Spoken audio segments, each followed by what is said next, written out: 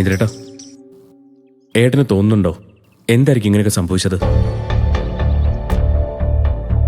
ചെറിയ ടേസ്റ്റ് വ്യത്യാസമൊക്കെ സംഭവിക്കാം, അല്ലാതെ ഇന്നലെ വരെ നന്നായി ആഹാരം ഉണ്ടാക്കിയ ആൾക്ക് ഇന്നിങ്ങനെയൊക്കെ ചെയ്യാൻ പറ്റുമോ?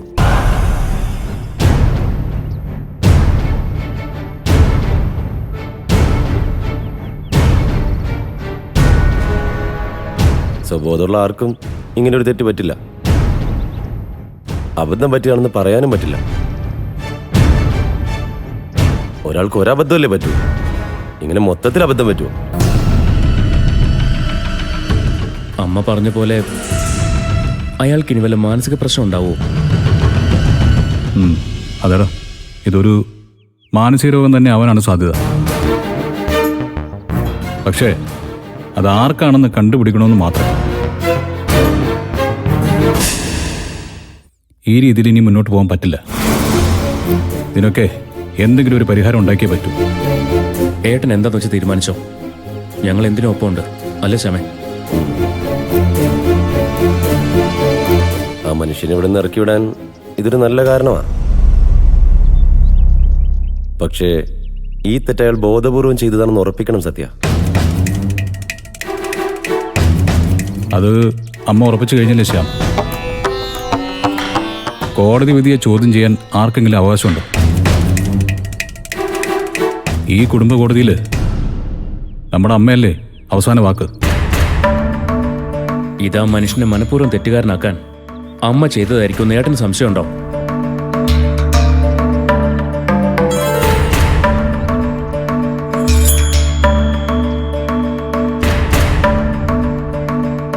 മക്കളെ,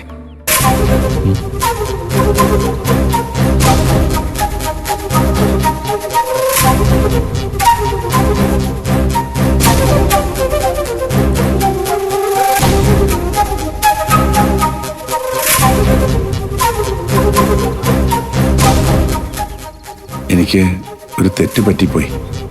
മനഃപൂർവ്വമല്ല, ഓർമ്മപ്രശ കൊണ്ട് പറ്റിയതാവും.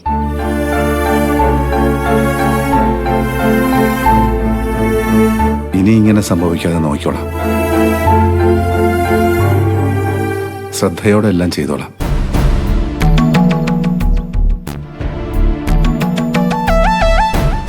ഇതിന്റെ പേരിൽ എന്നെ ഇവിടെ നിന്ന് പറഞ്ഞുവിടല്ലേ മക്കളെ.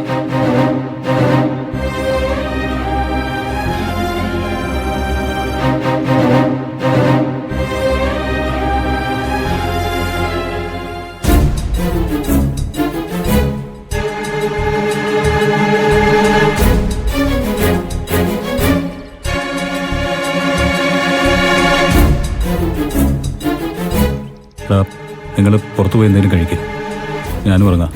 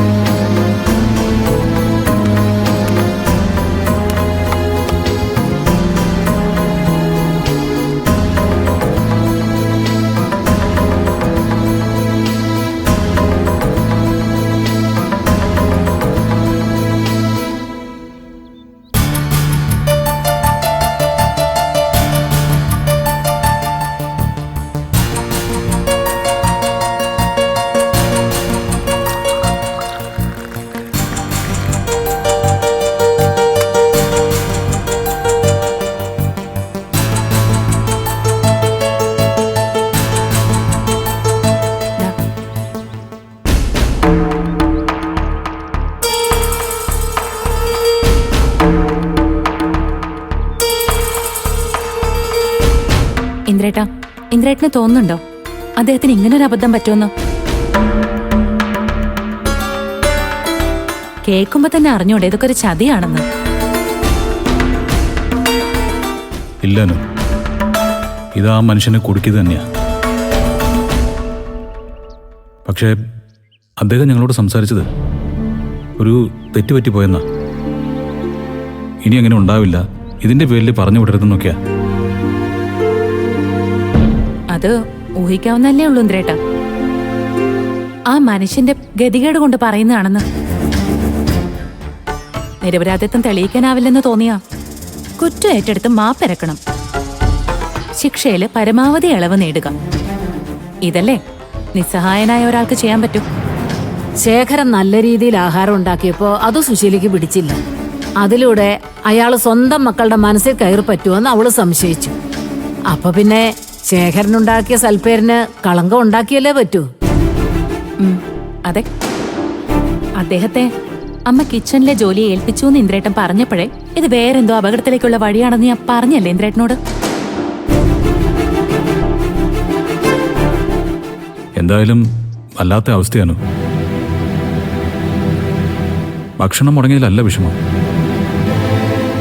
വായിൽ വെക്കാൻ കൊള്ളാത്ത ആഹാരം അമ്മ അയാളെ കൊണ്ട് നിർബന്ധിച്ച് കഴിപ്പിച്ചത് കണ്ടപ്പോഴാ.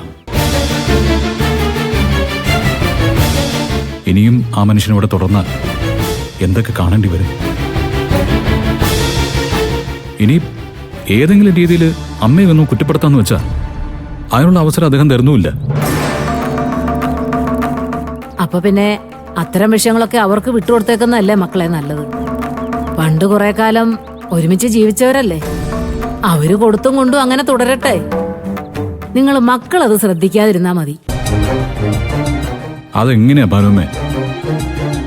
ഇതൊക്കെ കണ്ടുകൊണ്ടിരിക്കുന്ന ഞങ്ങൾ മനുഷ്യരല്ലേ?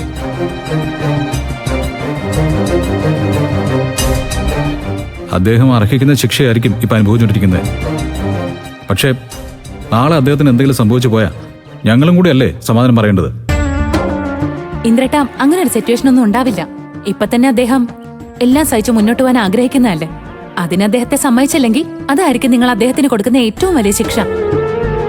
അതെ മോനെ, ശേഖരൻ കുറ്റം ഏറ്റെടുത്തതുകൊണ്ട് സുശീല വീണ്ടും അവനെ ആ ജോലി ചെയ്യാൻ സമ്മതിക്കും.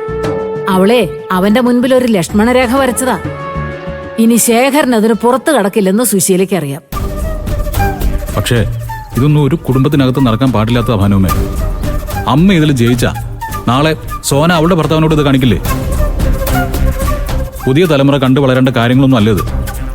അതുകൊണ്ട് ഞാൻ ഇതിന് ഫുൾ സ്റ്റോപ്പ് ഇടാൻ തീരുമാനിച്ചിരിക്കുക.